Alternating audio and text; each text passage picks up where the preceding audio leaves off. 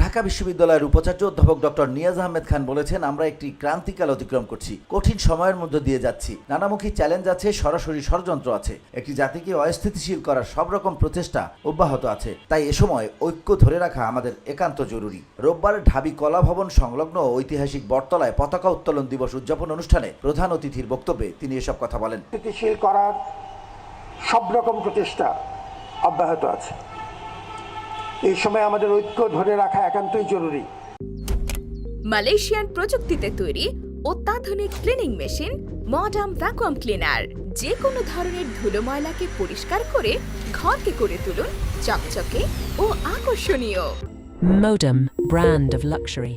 পতাকা উত্তোলন দিবস নিয়ে ঢাবি ভিসি বলেন, এই মুহূর্তে বিশেষ করে আমাদের ছাত্র জনতার অভ্যুত্থানের প্রেক্ষাপটে এ জাতীয় আয়োজনের গুরুত্ব ও তাৎপর্য আরেকটি নতুন মাত্রা লাভ করেছে। আমরা একটি ক্রান্তিকাল অতিক্রম করছি, কঠিন সময়ের মধ্যে দিয়ে যাচ্ছি। নানামুখী চ্যালেঞ্জ আছে, সরাসরি ষড়যন্ত্র আছে। একটি জাতিকে অস্থিতিশীল করার সব রকম প্রচেষ্টা অব্যাহত আছে। এই সময় ঐক্য ধরে রাখা আমাদের একান্ত জরুরি। এই সময় আমি হাত বাড়িয়ে দিলে আপনি আমার হাত ধরা একান্তই জরুরি। এই জাতীয় উদ্যোগগুলো আমাদেরকে ঐক্যবদ্ধ করে।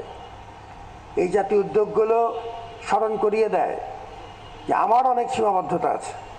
যারা প্রকৃত অর্থেই মহান এবং জীবনকে তুচ্ছ করে দেশের পাশে দাঁড়ানোর ইতিহাস সৃষ্টিকারী, আমি তারই উত্তরাধিকারী।